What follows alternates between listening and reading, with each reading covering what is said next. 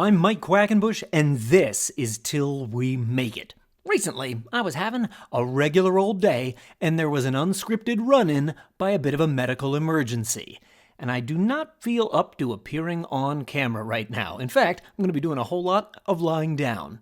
If you've been waiting for a moment to decide to join my Patreon and support the work of my channel, boy, is now the time for you to do that. Wink, wink, nudge, nudge, know what I mean? Nevertheless, you can't stop me from talking about the things that I love, like professional wrestling and superheroes. So how about this week, you and I are going to talk about 4 lessons all pro wrestlers need to learn from Marvel.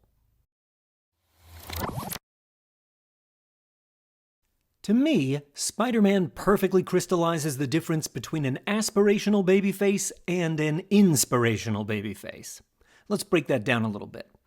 An aspirational hero represents a perfect ideal that we can aspire to be like.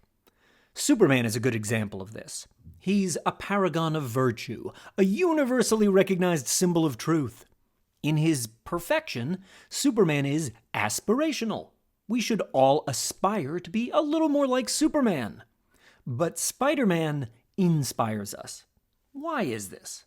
Well, for one thing, it's because we see Spider-Man's vulnerabilities. Peter is a loser.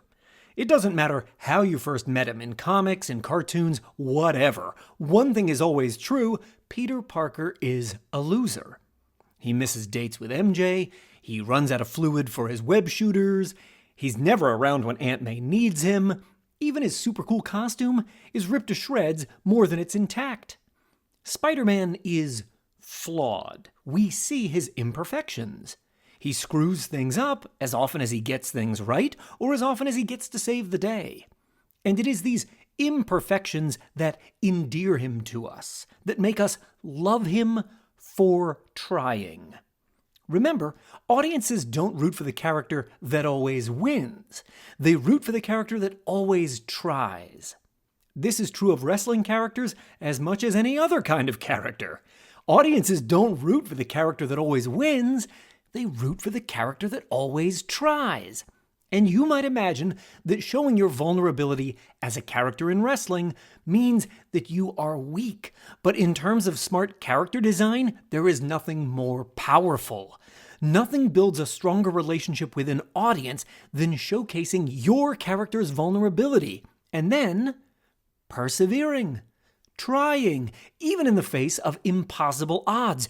Because when we see that, in the movies or in the ring, we inspire others to do the same. That's what all pro wrestlers need to learn from Spider-Man.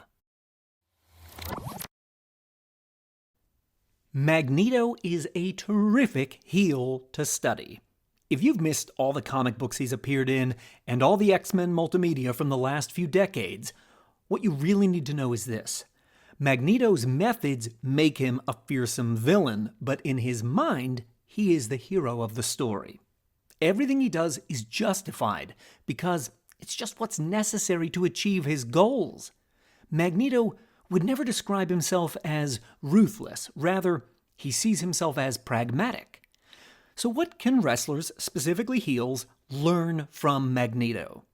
Being evil for the sake of being evil isn't especially interesting, and in a post-Dr. Evil world, it's campy. Justify your actions as a heel. The harder you have to work for it, the more leaps in logic you have to make to justify your heinous actions, the easier it will be for the audience to regard you as a villain. Now, does this mean that you can't choose to be ruthless as a heel? No, that's not what I'm saying at all. What's important here is that Magneto is always the hero of his own internal monologue. I think compelling heels believe their actions are justified and sometimes even righteous, and they can explain their twisted logic if given the chance.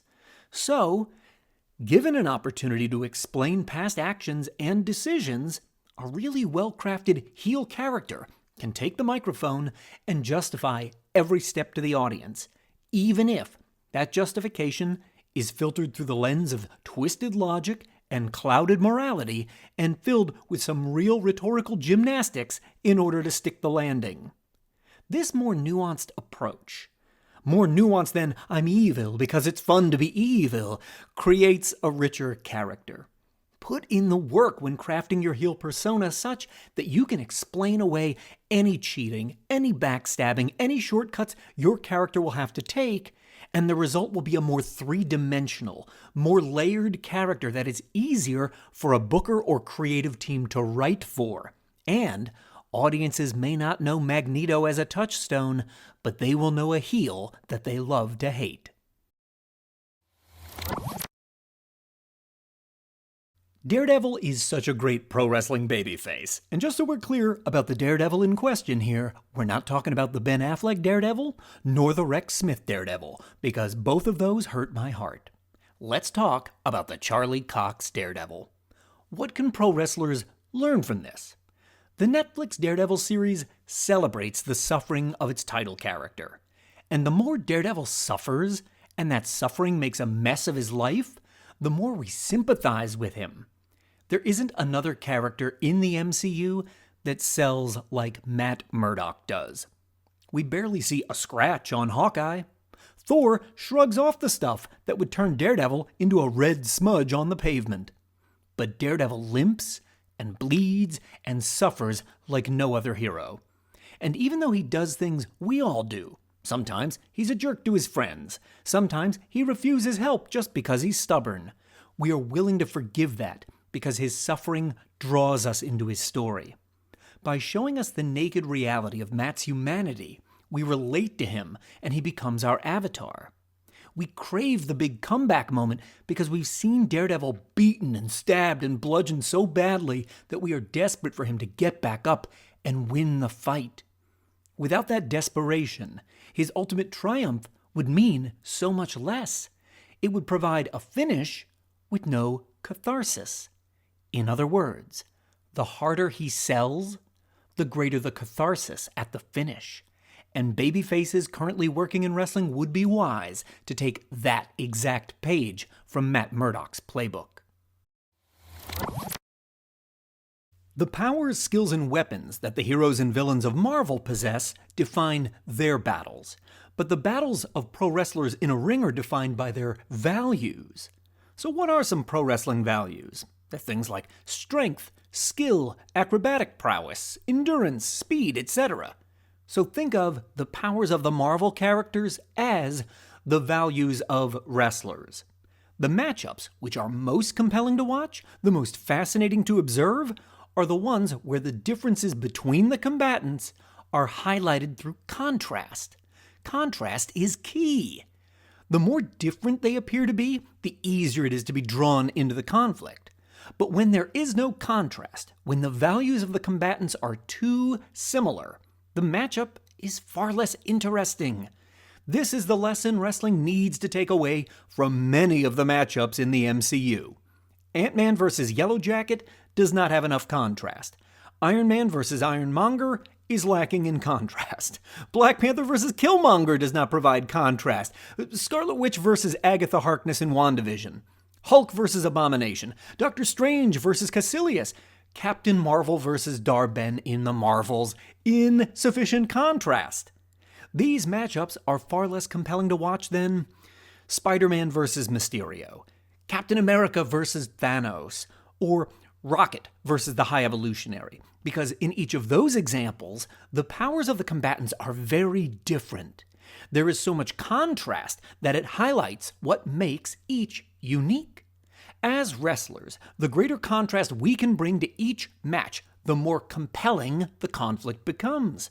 So even if you are a very capable submission grappler, if your opponent happens to be that exact same thing, you may want to consider supplying something different to the matchup so there is greater contrast between you. Because we know that matches where the combatants are too similar can all too often disappoint.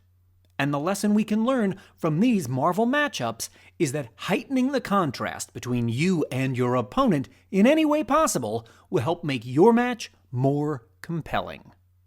If the intersection between superheroes and pro wrestling intrigues you, then you'll love my book, 7 Keys to Becoming a Better Performer. You'll find links down below in the descriptus to where you can find my book on Amazon or on audible.com.